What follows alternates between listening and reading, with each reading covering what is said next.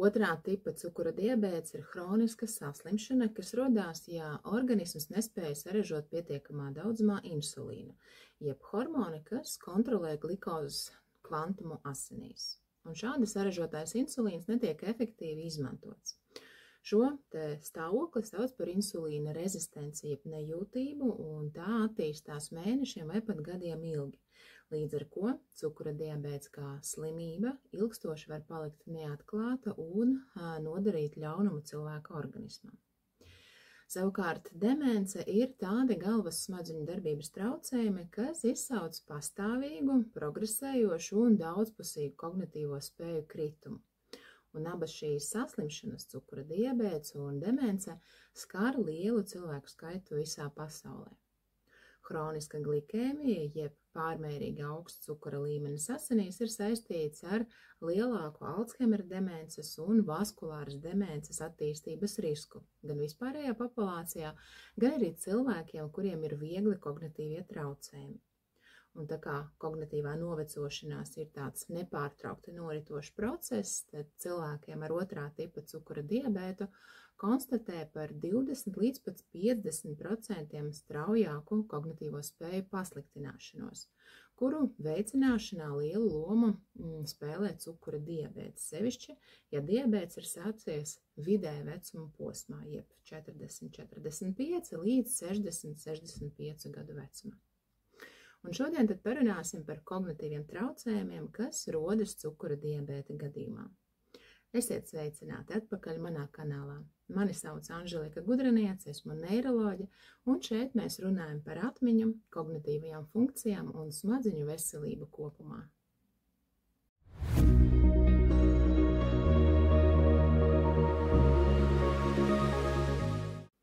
Un pirms mēs sākam, es aicinu jūs pierakstīties kanālam, kas to vēl nav izdarījis. Tā katrs no mums var ienest savu artaviņu izglītošanas procesā par mentālo veselību un atmiņu, jo katrs pieraksts kanālam, katrs komentārs vai laika palīdz šiem video sasniegt arvien vairāk cilvēku un uzzināt par dotajā kanālā runāto. Un liels paldies jau visiem tiem, kas ir pierakstījušies, un tad tagad varam arī pāriet runāt par šodienas tēmu. Vairākiem asinsvadu vielmaiņas un psihosociālās dabas faktoriem ir potenciāla loma kognitīvo traucējumu attīstībai cukura diabēta pacientiem, kas caur dažādiem mehānismiem veicina ar diabētu saistīto kognitīvo spēju nomākumu. Traucēta insulīna signāla funkcija ir galvenā un visizplatītākā vielmaiņas novirze cukura diabēta un Alzheimera slimības gadījumā, kura nelabvēlīgi ietekmē šūnu augšanu, šūnu attīstību, pasliktina šūnu atjaunošanās procesus, enerģijas maiņu un glikozes izmantošanu.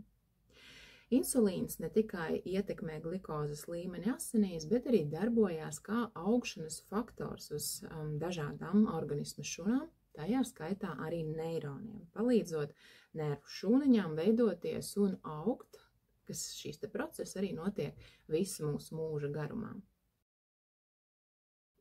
Ir vairākas pazīmes, kas liecina par cukura diabētu, kā piemēram pastiprināta urinēšana, jo šādā veidā ķermenis spēj izvedīt lieko glikozi no organisma. Vēl cukura diabēta pacientiem tipiskas ir izteiktas slāpes, sevišķi pēc urinācijas. Raksturīgs arī nogurums un bezspēks, jo glikozes enerģija nevar sasniegt ķermeņa šūnas, tāpēc cilvēks jūt pastiprinātu nogurdināmību. Tipiski ir arī nieze un sēnīšu infekcija dzimumorgānu rajonā, jo glikoze urīnā rada labvēlīgu vidi sēnītēm un baktērijām. Tipiska diabēta gadījumā ir arī neskaidra redze, ko izraisa augsts glikozes līmenis akts šķidrumā un asinsvadu bojājuma dēļ. Raksturīgs ir arī svara zudums, jo ķermenis enerģijai nespēja izmantot glikozi, tāpēc ieslēdzās šie alternatīvie enerģijas izmantošanas ceļi, un tā enerģija tiek iegūta no taukiem, kas organismā ir uzkrājušies. Cukura diabēta cēloņi nav pilnībā izprasti, taču ir zināms, ka tas ir saistīts ar lieko svaru un tādu hronisku slimību kā aptaukošanās.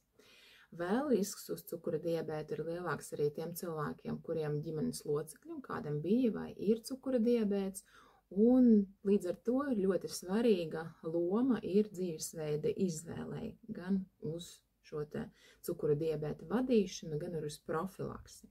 Tāpēc veselīgs uzturs un regulāras kvalitatīvas fiziskas aktivitātes samazinās risku saslimst ar 2. tipa cukura diabētu, pat tad, ja ģimenes anamnēzē, jeb ģimenes vēsturē ir bijusi šī slimība. Komplikācijas cukura diabēta dēļ visvairāk skar asinsvadus. Tipiski var būt bojāti lielie asinsvadi, jeb tā saucamā makroangiopātija, kur bojājuma gadījumā pātrināti veidojās holesterīna pangas uz asinsvadu sieniņas, kas izraisa sašaurinājumus jeb stenozes, piemēram, kāju asinsvados, sirds un galvas smadziņu lielajās artērijās, radot gangrēnas, miokārda infarkta, insulta draudus, arī trofisku čūlu varbūtību. Diabēta gadījumā var būt bojāti arī smalki asinsvadi, jeb tā saucamās diabētiskas mikroangiopātijas, un šeit bojājumi visbiežāk rada nieru darbības traucējumus, diabētiska nefropātija, kur pirmā pazīme ir olbaltumvielu daudzuma palielināšanās urīnā jeb proteinūrija. Pie mikroangiopātijām pieder arī redzes traucējumi, piemēram, retinopātija, un arī nervu sistēmas darbības traucējumi polineiropātijas veidā, kad rodās jušanas un vēlāk arī kustību traucējumi, parasti tas rokās un kājās, sakarā ar to, ka bojāt šie smalkie asinsvadiņi, kas baro roku un kāju nervus, bet arī augsta cukura līmeņa dēļ, hroniski paaugstināta šī cukura līmeņa dēļ, bojājās arī paši jušanas un kustību nervi. Bīstamākā komplikācija diabēta gadījumā ir koma. Un kaut arī diabēta smalko un lielo asinsvadu komplikācijas ir labi pazīstamas, joprojām trūkst izpratnes par citiem cukura diabēta pavadošiem aspektiem, tādiem kā kognitīvā disfunkcija, depresija un funkcionālā nespēja.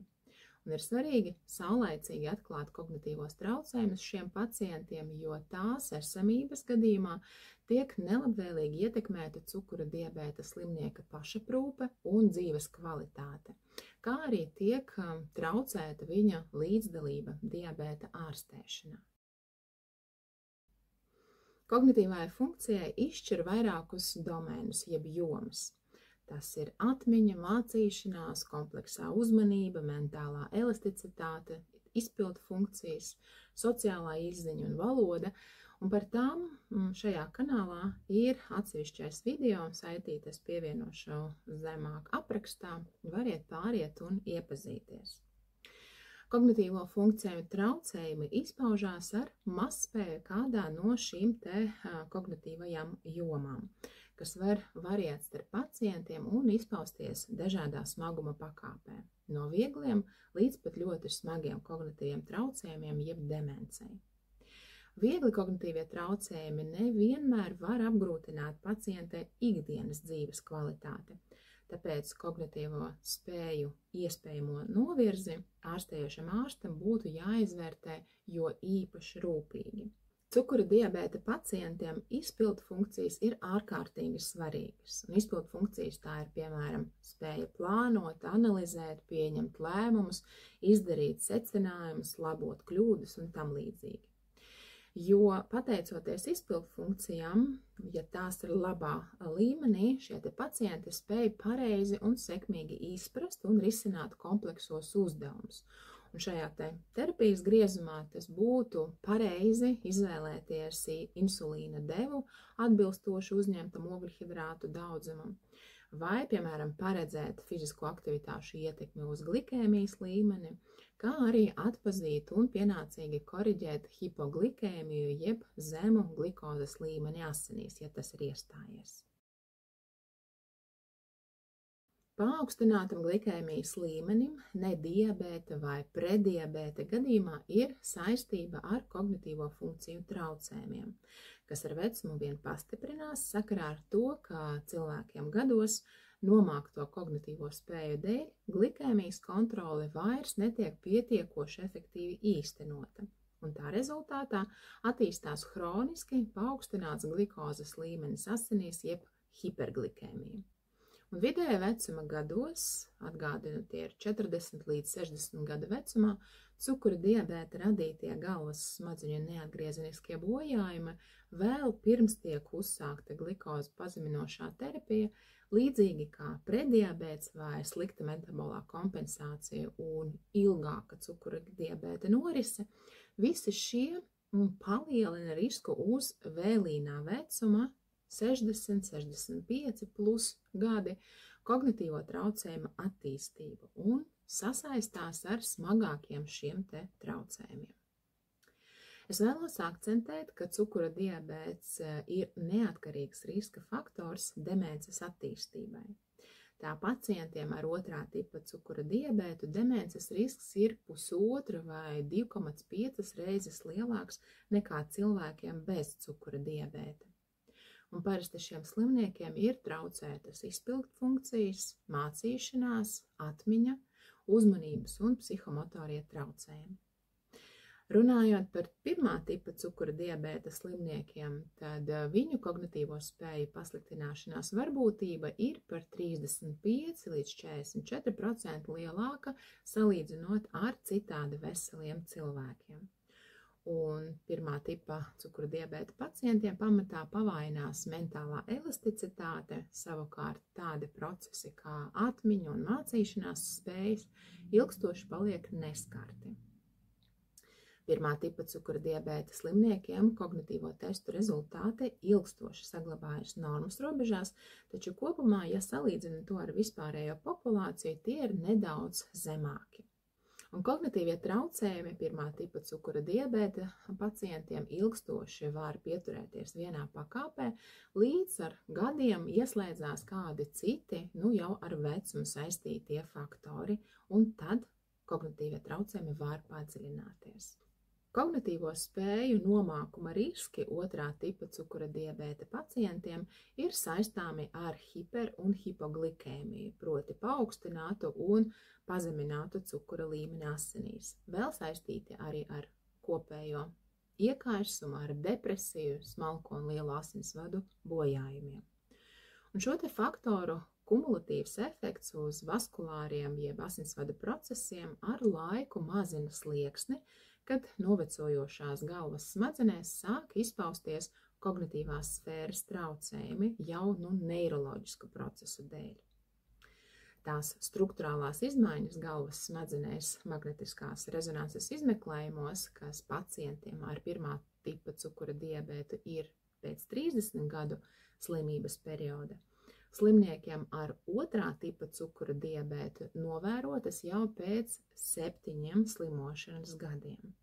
Un šī atradne var būt saistīta ar to, ka cukura diabēta 2. tips ir šiem te pacientiem lielākā nosliece gan uz vaskulāru demenci, gan uz Alzheimera demences attīstību. Vaskulāras demences gadījumā, kad šī demence attīstās vairāku, jeb multiplu smadzeņu infarktu, jeb insultu rezultātā, cukura diabēts vien padziļina sīko asinsvadu saslimšanu, tādā veidā pasliktinot arī konkrēta cilvēka kognitīvās spējas. Insulīns regulē ne tikai galvas smadzeņu neironu darbību, bet tas arī ietekmē sliktā proteīna beta amilīda vielmaiņu, kuram ir loma Alzheimera demences attīstībā. Proti pie insulīna rezistences var uzkrāties un pastiprināt veidoties šīs te amilīda plāksnītes, kas noved pie Alzheimera demences. Hronisks iekaisuma process ir raksturīgs gan cukura diabēta, gan Alzheimera slimībai, norādot uz abu šo patoloģiju kopīgiem bioloģiskiem procesiem. Un starp acis tīklenes un smadzeņu asinsvadiem pastāv zināma līdzība, tāpēc tīklenes stāvoklis ir kā spogulis un spēj attēlot arī smadzeņu smalko asinsvadu ainu. Līdz ar to diabētiska retinopātija var kalpot kā marķieris izmaiņām smadzeņu mazajos asinsvados, kādēļ cieš galvas smadzeņu funkcijas. Un pētījumos ir konstatēts, ka cilvēkiem ar diabētisku retinopātiju ir lielāks kognitīvās disfunkcijas, jeb kognitīvo traucējumu un demences risks nekā indivīdiem bez asinsvadu patoloģijas. Kognitīvo spēju nomākumam ir ļoti būtiska ietekme uz hipoglikēmijas notikumiem sakarā ar tātad hipoglikēmijas nelabvēlīgām sekām uz gados vecāku cilvēku veselību. Pacientiem ar 1. tipa un 2. tipa cukura diabētu pastāv sastarpējās saiknes starp demenci un hipoglikēmiju risku. Konstatēts, ka šiem slimniekiem ar piedzīvotu hipoglikēmijas epizodi ir 2 reizes lielāks demences risks, līdzīgi kā demences pacientiem ir 3 reizes lielāka varbūtība uz to, ka notiks hipoglikēmijas epizode. Arī hiperglikēmijas gadījumā ir atgriezeniskā saikne starp to, cik augsts ir cukura līmenis asinīs, sliktas kontrolētas glikēmijas dēļ un kognitīvo funkciju nomākumu. Pretstatā citām hroniskām saslimšanām, cukura diabēta pacienta pašaprūpe ietver daudzus uzvedības veidus, kas prasa gan izpratni no pacienta puses, gan arī dažādu kognitīvo spēju iesaisti, lai varētu veikt pareizu slimības vadīšanu, pašaprūpes un plānošanas īstenošanu. Tā par spēju veikt glikēmijas kontroli, pār medikamentu ieņemšanu vai insulīna injekcijām un devu pielāgošanu, par blakņu kontroli, diētas un fizisko aktivitāšu ilguma kontroli. Par šo visu atbild dažādi kognitīvie domēni. Līdz ar to ārstam, kas novēro un kas ārstē konkrētu pacientu, būtu svarīgi atklāt traucējumus konkrētajos kognitīvajos domēnos, lai saprastu, kura pašaprūpes funkcija dotam pacientam ir traucēta. Tā, piemēram, ja diabēta pacientam ir atmiņas traucējumi, un viņš, teiksim, aizmirst kontrolēt savu glikēmiju. Tādā veidā ieteikums ir reducēt, jeb mazināt paškontroles biežumu un piesaistīt aprūpētāju. Vai arī, ja diabēta slimnieks aizmirst ieņemt medikamentus. Šeit var rekomendēt izmantot dažādus atgādinātājus vai, teiksim, pilboks, jeb kastītes, kur sadalītas šīs iedobītes priekš zālēm visām 7 dienām nedēļām no rīta, pusdienās un atbilstoši arī vakarā. Cits scenārijs atmiņas traucējuma gadījumā, ja slimnieks aizmirst veikt insulīna injekciju, un šeit ieteikums izmantot ilgstošas vai kombinētas darbības preparātus, kas palīdz mazināt ieņemto tablešu skaitu dienā. Ir arī gadījumi, kad cilvēks ar diabētu vienkārši aizmirst paēst savu atmiņas traucējumu dēļ. Te var ierekomendēt mazināt insulīna injekciju skaitu. Gadījumos, ja aizmirstās paēst pirms fiziskas slodzes, tad var ieteikt piesaistīt aprūpētājus un vingrinājumus veikt kāda cilvēka uzraudzībā, kas ir izglītots par cukura diabētu. Un visbeidzot, ja atmiņas traucējumu dēļ cukura diabēta pacients aizmirst apmeklēt ārstu. Šeit tad būtu arī ieteikums izmantot dažādus atgādinātājus vai kalendārus, kur saulaicīgi pierakstīt un plānot vizītes pie doktora. Gadījumos, ja ir grūtības tikt galā ar problēmām, pieņemsim, cukura diabēta slimniekam šķiet, ka viņš neatcerās instrukcijas vai nespēj tās pielietot praksē. Tādā gadījumā ir iespējams atkārtot veikt apmācību un instruktāžu katrā vizītē pie ārsta. Gadījumos, ja nespēj pacients atpazīt vai ārstēt hipoglikēmiju, rekomendē vienā reizē veikt tikai nelielas izmaiņas ārstēšanas un aprūpes režīmā un arī izvairīties no sarežģītākām terapijas un aprūpes schēmām. Tiem slimniekiem, kuriem ir grūtības atteikties no veciem ieradumiem, piemēram, ja liekas, ka pacients ir spītīgs, bet patiesībā var vienkārši notikt personības izmaiņas sakarā ar novecošanos, sakarā ar šiem te kognitīviem traucējumiem un diabēta komplikāciju. Tādā gadījumā ir ieteikums izvairīties no lielām pārmaiņām vai vispār atturēties no izmaiņām schēmā, protams, ja tas ir iespējams. Ja slimnieks, teiksim, atsakās no jaunās terapijas, tad šo uzdevumu iespējams deleģēt tuviniekiem vai aprūpētājiem, lūdzot veikt atgādinājumus par terapijas schēmas vai režīma maiņu, tad, kad būs šī uzvedība vai emocionālais stāvoklis cukura diabēta pacientam uzlabojies. Gadījumos, ja notiek kļūmes, ja nomaina iepriekšējo terapijas schēmu, vēlams ierobežot piekļuvi insulīnam, sevišķi pirmā tipa cukura diabēta slimniekiem, ja notiek tā pārmērīga lietošana vecu ieradumu dēļ. Un visbeidzot, cukura diabēta slimniekiem, kuriem ir mentālās elasticitātes traucējumi, kādēļ viņi, piemēram, jūtās noraizējušies par to, ka nespēj realizēt ārstēšanas plānus, vai ka tas ir neefektīvs vai mazproduktīvs, tad ir ieteikums izvairīties no sarežģītiem uzdevumiem ārstēšanas un aprūpes schēmā, un brīžos, kad pacients pārmērīgi fokusējas uz savu diabēta kontroli, ir ieteikums mazināt nepieciešamību pēc biežām uzkodām vai biežām monitorēšanām un iespēju robežāt vienkāršot ārstēšanas un aprūpes režīmu.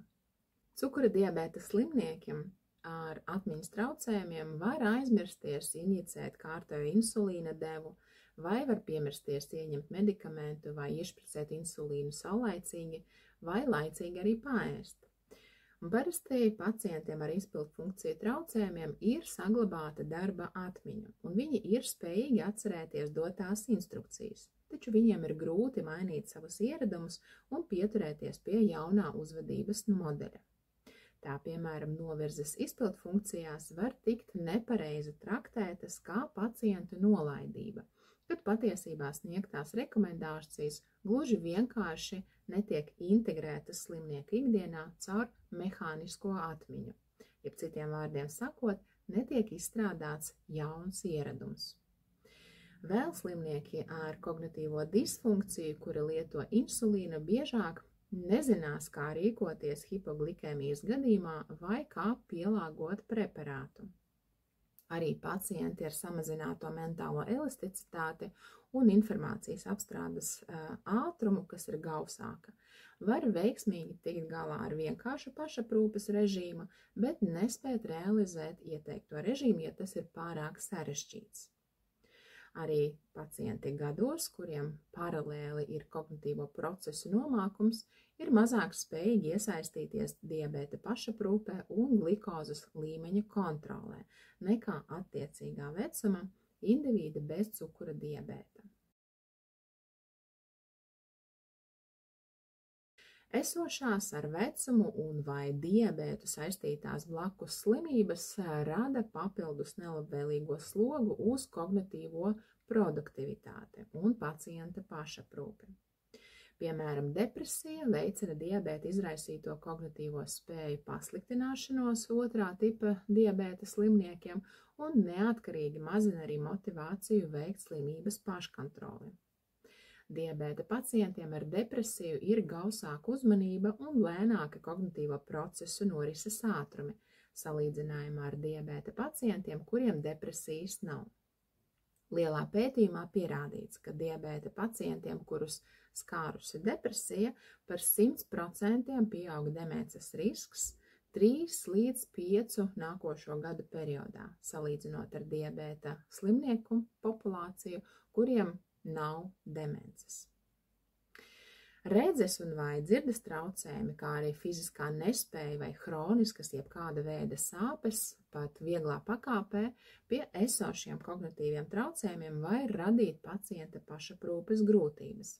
Tāpēc periodiska blakus slimību kontrole ārsta kārtējās vizītes laikā ir ļoti svarīga diabēta vadīšanā. Ir ieteikums ģimenes ārstam ikgadējā veselības apskates laikā veikt kognitīvo spēju novērtēšanu visiem cilvēkiem vecumā virs 50 gadiem, neatkarīgi no tā, vai viņam ir cukura diabēts vai nav. Klīniskajā praksē tad ikdienas rutīnā sūdzības par mēreniem kognitīviem traucējumiem parasti uzdod pats pacients vai viņu piederīgie, un, protams, ja šie te kognitīvie traucējumi ir ļoti smagi, tad sūdzības ir tikai no tuvinieku puses, jo pats pacients vairs šo te savu kognitīvo deficītu neapzinās. Ir ļoti būtiski pievērst uzmanību šīm sūdzībām un novērtēt, cik ļoti tās ietekmē diabēta kontroli un tā vadīšanu. Viegliem kognitīviem traucējumiem pacientu gados vairumā, kuri ievēro vienkārša cukura diabēta pašaprūpes režīmu, var palikt neatklāti, bez ietekmes uz slimības kontroli. Turpretim jau mērena kognitīvā disfunkcija, jeb traucējumi šiem slimniekiem, kuriem nozīmētas sarežģītas insulīna režīms, rada lielāku varbūtību, ka dotās schēmas ievērošana būs nepilnīga. Tāpēc īpaša uzmanība jāpievērš un kognitīvās spējas rūpīgi jānovērtē tai diabēta pacientu populācijai, kuriem ir nozīmētas sarežģītākas pašaprūpes schēmas un kuriem ir grūtības šo režīmu īstenot. Novirzes izpildfunkciju domēnā parasti sākas pamazām un bieži sākotnēji paliek nepamanīti no pacientu, viņu piederīgo vai pat ārsta puses. Izpildfunkcijas ir kritiski nozīmīgas, lai cukura diabēta slimnieks spētu piemērot insulīna devas, uzņemt ogļhidrātu daudzumam, lai spētu izvēlēties pareizu laiku un devu insulīna injekcijai, lai ievērotu diētu un spētu izvēlēties fizisko aktivitāšu ietekmi uz glikozes līmeņa asinīs. Tādēļ būtiski identificēt izpildu funkciju traucējumus pirms nozīmēt sarežģītākas insulīna schēmas vai veikt izmaiņas jau esošajā vienkāršākajā režīmā. Latvijā ir pieejami kognitīvo spēju izvērtēšanas testi, kā MOKA tests un pulksteņa zīmēšanas tests, taču reizēm laika trūkuma dēļ ārstam var nebūt iespējas īstenot MOKA testa pielietošanu. Šajā gadījumā ārstam par izaicinājumu kļūst spēja saulaicīgi identificēt, jeb atklāt sevišķi vecāka gadagājuma cukura diabēta pacientu kognitīvos traucējumus, kas sāk ietekmēt diabēta kontroli. Viens no būtiskākajiem jautājumiem, vai ir iespējams cukura diabēta pacientus pasargāt no kognitīvo traucējumu progresēšanas. Un pat labi nav tāda pārliecinoša datu par to, ka glikēmijas kontrole vai specifiski ārstnieciskie līdzekļi spēj mazināt kognitīvo traucējumu attīstību un progresēšanas risku. Pētījumos ar vidēja mūža cukura diabēta pacientiem konstatēts, ka prediabēta un diabēta adekvāta ārstēšana ar stingru glikēmijas kontroli var pasargāt no kognitīvās sfēras nomākuma vēlīnijā dzīves periodā. Taču ir droši pierādījumi tam, ka rūpīga glikēmijas, asinsspiediena vai lipidogrammas kontrole vecāka gadagājuma cukura diabēta pacientiem, proti 65+, vairs nepasargā no kognitīvo traucējumu iestāšanās. Pacientiem ar kognitīvo spēju nomākumu, ja pašaprūpes spējas ir limitētas, sarežģītas ārstēšanas diabēta schēmas var novest pie terapijas neefektivitātes, kas savukārt veicina kognitīvo spēju tālāku pasliktināšanos. Tāpēc cilvēkiem 60 gadi un vairāk vēlama ir maigāka terapeitiska pieeja, lai izvairītos no krastām glikozes līmeņa svārstībām asinīs. Un runājot par terapijas mērķiem, tad dažādiem glikēmijas mazinošiem preparātiem ir dažādi hipoglikēmijas riski. Līdz ar to arī dažādas kognitīvās disfunkcijas attīstības varbūtības iespējas caur hipoglikēmijas epizodēm. Izvēloties terapijas stratēģiju, ir svarīgi apsvērt pacientu kognitīvo produktivitāti, aprūpētāju atbalstu un viņu iesaisti, kā arī esošās blakus saslimšanas, piemēram, aknu vai nieru mazspēju, un pacienta finansiālās spējas iegādāties medikamentus. Kad preparāti ar zemu hipoglikēmijas risku vairs nav efektīvi, tad slimniekiem gados ar pastāvošo kognitīvo disfunkciju insulīns var būt bīstams. jo varbūt kļūdaini izvēlēta deva vai nepareizi ievadīts neīstajā laikā insulīns vai, piemēram, neatbilstošas daudzums ēdienreizes kvantumam vai uzņemto ogļhidrātu saturam. Sakarā ar to insulīna terapija krasu glikozes līmeņa svārstību dēļ vecāka gadagājuma pacientiem var būt ārkārtīgi bīstama, jo var netikt atpazīta hipoglikēmija kā tāda, kas ir faktiski arī dzīvību un veselību apdraudoša. Taču insulīns var būt drošs tajos gadījumos, kad ir piesaistīta piederīgie vai pacients tiek aprūpēts. Vienmēr ir liederīgi pieturēties pie vienkāršotas aprūpes schēmas. Noslēgumā, rezumējot visu šodien pārunātos, es vēlos atgādināt, ka cukura diabēta makrovaskulārie riska faktori, jeb lielu asinsvadu bojājuma procesi cukura diabēta dēļ, asociējas ar galvas smadzeņu bojājumu. Hroniska hiperglikēmija noved pie nevēlamām vielmaiņas gara produktu uzkrāšanām galvas smadzenēs un bojā to smalko asinsvadu radītiem neatgriezeniskiem smadzeņu bojājumiem. Hipoglikēmijas neirotoksisks efekts izpaužās caur insulīna palaisto beta-amiloīda, jeb šī sliktā olbaltuma producēšanos un tā uzkrāšanos galvas smadzenēs. Tas viss gala rezultātā noved pie vaskulāras demences vai Alzheimera slimības attīstības, vai arī šo abu divu demenču kombinācijas. Otrām kārtām, cukura diabēta ārstēšanai un pašaprūpē ir būtiska ietekme uz dzīves kvalitāti visās vecuma grupās. Ir svarīgi saulaicīgi atklāt un ārstēt cukura diabētu.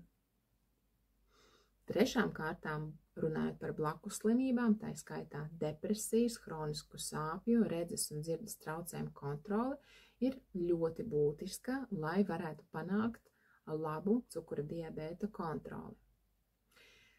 Ceturtais, kognitīvās disfunkcijas esamība nozīmīgi samazina pacienta dzīves kvalitāti sakarā ar viņa grūtībām nodrošināt slimības kontroli un citiem slimību pavadošiem uzvedības traucējumiem. Ir ieteicams izvairīties no tādām terapijas un aprūpes schēmām, kas emocionāli, fiziski un vai finansiāli apgrūtina pacientu. Piektām kārtām, vajag apsvērt kognitīvās disfunkcijas esamību tajos brīžos, ja pacients nespēj nodrošināt cukura diabēta pašaprūpi bez jebkāda redzama iemesla. Sestais punkts. Cukura diabēta slimniekiem gados ar kognitīvo mazspēju var nespēt atpazīt, ziņot vai pat koriģēt hipoglikēmijas epizodes. Lai izvairītos no nevēlamā iznākumā, ieteicams ir izvirzīt labākos glikēmijas mērķus, kuru sasniegšanai nepastāv hipoglikēmijas risks. Septītais. Ja ir iespējams, tad ieteikums ir izvēlēties glikozi pazeminošus preparātus ar zemu hipoglikēmijas risku. Astotais. Periodiski ieteicams novērtēt un pārskatīt glikēmijas mērķus, balstoties uz pacienta vispārējās veselības izmaiņām. Devītais. Vēlams izvairīties izmantot glikozēto hemoglobīnu kā vienīgo glikēmijas rādītāju. Un desmitais. Vienkāršos režīms var mazināt zema glikēmijas risku, neietekmējot glikēmijas paškontroli un uzlabojot slimnieka dzīves kvalitāti. Svarīgi arī periodiski veikt pacientu atkārtotu izglītošanu, piemēram, par hipoglikēmijas atpazīšanu un ārstēšanu. Un visbeidzot, aprūpētājiem jābūt izglītotiem par slimību, ārstēšanu un arī stratēģijā ir jāiekļauj viņu ērtības un labbūtību.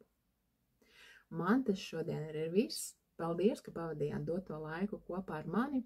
Ar prieku gaidīšu jūs atpakaļ un uz drīzu tikšanos.